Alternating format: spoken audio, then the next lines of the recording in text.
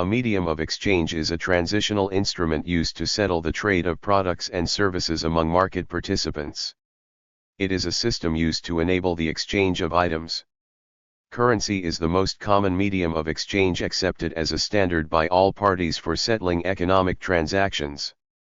In an economy, a medium of exchange increases efficiency and acts as a stimulus for increasing trading-related activities.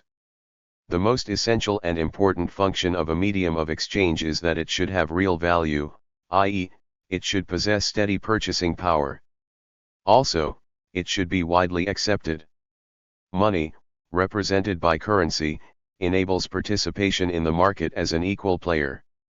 The purchase of a product or service implies that consumers have made a bid following a price ask. Such an interaction allows the producers to determine the item category and the quantity to be produced. Consumers can also predict the price models and plan their budgets accordingly. In case money loses its characteristics as a medium of exchange or the items exchanged cannot be valued accurately, it becomes difficult for the consumers to plan their budgets. Furthermore, market unpredictability will result in a chaotic economy, as it becomes difficult to estimate demand and supply. Alternative currencies, such as scrip, are available and have surfaced during times of economic pressure to stimulate trade. Local currencies have emerged in the U.S. to promote economic growth in a particular region. In economics, a medium of exchange is any item that is widely acceptable in exchange for goods and services. In modern economies, the most commonly used medium of exchange is currency. Most forms of money are categorized as mediums of exchange, including commodity money, representative money, cryptocurrency, and most commonly fiat money.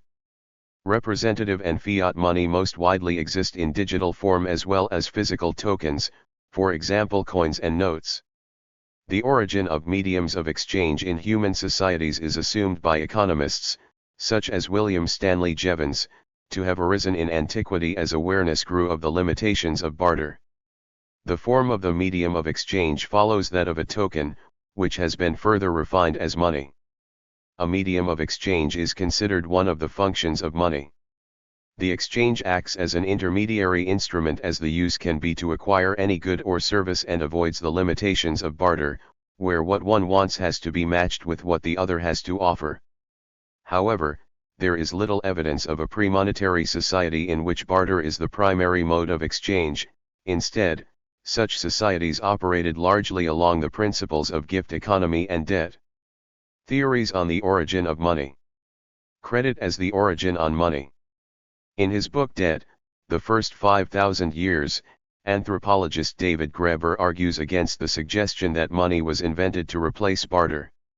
The problem with this version of history, he suggests, is the lack of any supporting evidence. His research indicates that gift economies were common, at least at the beginnings of the first agrarian societies, when humans used elaborate credit systems. Graeber proposes that money as a unit of account was invented the moment when the unquantifiable obligation I owe you one transformed into the quantifiable notion of I owe you one unit of something. In this view, money emerged first as credit and only later acquired the functions of a medium of exchange and a store of value. Graeber's criticism partly relies on and follows that made by A. Mitchell Innes in his 1913 article What is Money? Innes refutes the barter theory of money, by examining historic evidence and showing that early coins never were of consistent value nor of more or less consistent metal content. Therefore, he concludes that sales is not exchange of goods for some universal commodity, but an exchange for credit. He argues that credit and credit alone is money. Anthropologist Caroline Humphrey examines the available ethnographic data and concludes that no example of a barter economy, pure and simple, has ever been described, let alone the emergence from it of money. All available ethnography suggests that there never has been such a thing. Economists Robert P. Murphy and George Selgin replied to Graeber saying that the barter hypothesis is consistent with economic principles, and a barter system would be too brief to leave a permanent record. 1617 John Alexander Smith from Bella Caledonia said that in this exchange Graeber is the one acting as a scientist by trying to falsify the barter hypotheses, while Selgin is taking a theological stance by taking the hypothesis as truth revealed from authority. Barter as the origin of money. In a barter transaction, one valuable good is exchanged for another of approximately equivalent value. William Stanley Jevons described how a widely accepted medium allows each barter exchange to be split into three difficulties of barter. A medium of exchange is deemed to eliminate the need for a coincidence of wants. Want of coincidence. A barter exchange requires each party to a transaction to have something the other desires. A medium of exchange removes that requirement, allowing an individual to sell and buy from various parties via an intermediary instrument. Want of a measure of value. A barter market theoretically requires a value being known of every commodity, which is both impractical to arrange and impractical to maintain. If all exchanges go through an intermediate medium, such as money, then goods can be priced in terms of that one medium. The medium of exchange allows the relative values of items in the marketplace to be set and adjusted with ease. This is a dimension of the modern fiat money system referred to as a unit of account. Want of means of subdivision. A barter transaction requires that both objects being bartered be of equivalent value. A medium of exchange is able to be subdivided into small enough units to approximate the value of any good or service. Transactions over time.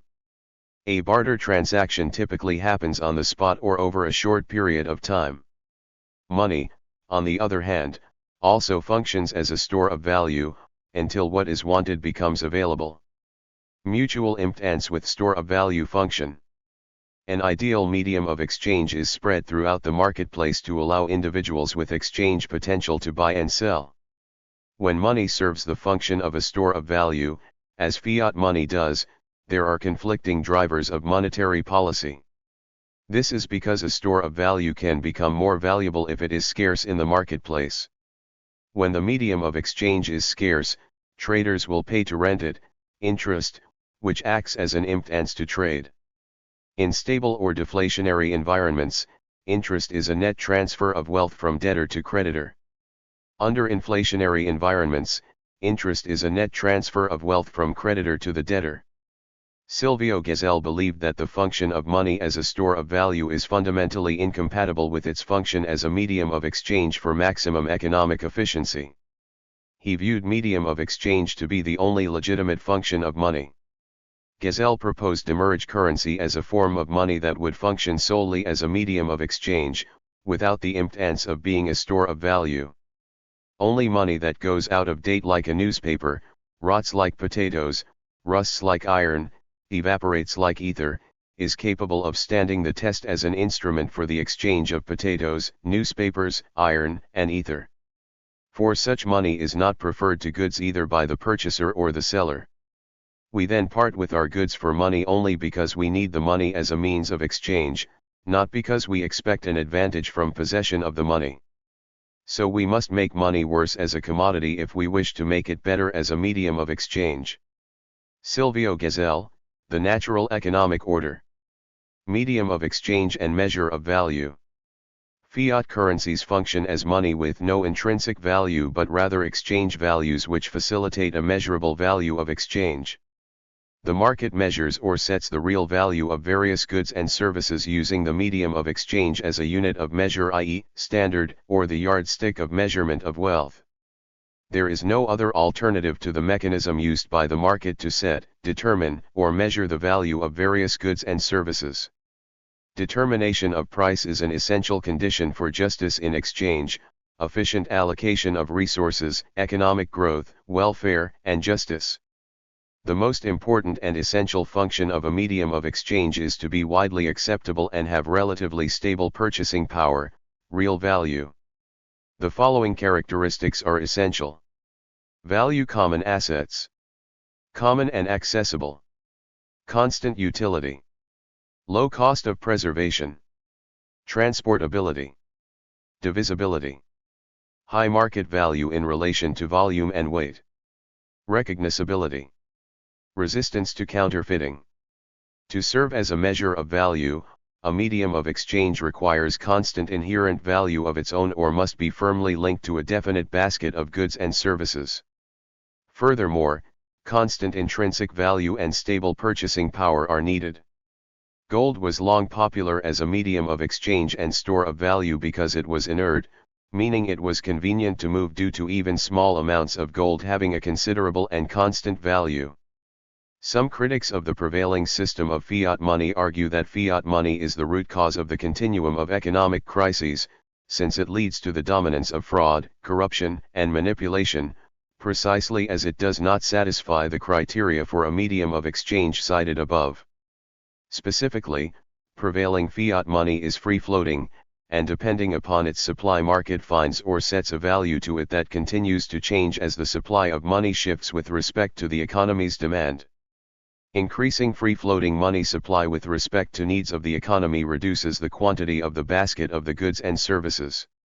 It is not a unit or standard measure of wealth, and so the manipulation impedes the market mechanism by setting or determining just prices. This leads to a situation where no value-related economic data is just or reliable. On the other hand, cartelists claim that the ability to manipulate the value of fiat money is an advantage, in that fiscal stimulus is more easily available in times of economic crisis. Because fiat money has no intrinsic value, when two parties use the same fiat money, then the person purchasing the product or service can focus on the time price and ignore the monetary price. For example, if a person makes $5 an hour and wants to buy a product that costs $20, then the time price will be 4 hours and the actual price in fiat money need not be the focus. Requisites needed. Although the unit of account must be in some way related to the medium of exchange in use, e.g. ensuring coinage is in denominations of that unit, making accounting simpler to perform, it is more often the case that media of exchange have no natural relationship to that unit, and must be minted as having that value. Further, there may be variances in quality of the underlying good which may not have fully agreed perceived value grading. The difference between the two functions becomes obvious when one considers the fact that coins were very often shaved. Precious metal was removed from them, leaving them still useful as an identifiable coin in the marketplace, for a certain number of units in trade, but which no longer had the quantity of metal supplied by the coin's minter. It was observed as early as Oersma, Copernicus, and then in 1558 by Sir Thomas Gresham, that bad money drives out good in any marketplace. Gresham's law states where legal tender laws exist, bad money drives out good money. A more precise definition follows that, a currency that is artificially overvalued by law will drive out of circulation a currency that is artificially undervalued by that law. Gresham's law is a specific application of the general law of price controls. A common explanation is that people will always keep the less adulterated, less clipped, less filed, less trimmed coin, and offer the other in the marketplace for the full units for which it is marked. It is inevitably the bad coins proffered, good ones retained. Banks as financial intermediaries between ultimate savers and borrowers, and their ability to generate a medium of exchange marked higher than a fiat currency's store of value, is the basis of banking. Central banking is based on the principle that no medium requires more than the guarantee of the state that it can be redeemed for payment of debt as legal tender, so all money equally backed by the state is considered good money, within that state. So long as that state produces anything of value to others, the medium of exchange has some value, and the currency may also be useful as a standard of deferred payment among others. Of all functions of money, the medium of exchange function has historically been the most problematic due to counterfeiting, the systematic and deliberate creation of bad money with no authorization to do so, leading to the driving out of the good money entirely. Other functions rely not on recognition of some token or weight of metal in a marketplace, where time to detect any counterfeit is limited and benefits for successful passing off are high, but on more stable long-term social contracts, one cannot easily force a whole society to accept a different standard of deferred payment, require even small groups of people to uphold a floor price for a store of value, still less to reprice everything and rewrite all accounts to a unit of account, the most stable function. Thus it tends to be the medium of exchange function that constrains what can be used as a form of financial capital. It was once common in the United States to widely accept a check, British English, check, as a medium of exchange, several parties endorsing it perhaps multiple times before it would eventually be deposited for its value in units of account, and thus redeemed. This practice became less common as it was exploited by forgers and led to a domino effect of bounced checks, a forerunner of the kind of fragility that electronic systems would eventually bring. In the age of electronic money it was, and remains, common to use very long strings of difficult to reproduce numbers, generated by encryption methods, to authenticate transactions and commitments as having come from trusted parties. Thus the medium of exchange function has become wholly a part of the marketplace and its signals, and is utterly integrated with the unit of account function, so that, given the integrity of the public key system on which these are based, they become to that degree inseparable. This has clear advantages. Counterfeiting is difficult or impossible unless the whole system is compromised, say by a new factoring algorithm. But at that point, the entire system is broken and the whole infrastructure is obsolete. New keys must be regenerated and the new system will also depend on some assumptions about difficulty of factoring. Due to this inherent fragility, which is even more profound with electronic voting, some economists argue that units of account should not ever be abstracted or confused with the nominal units or tokens used in exchange. A medium is simply a medium, and should not be confused for the message. Thank you for watching this video.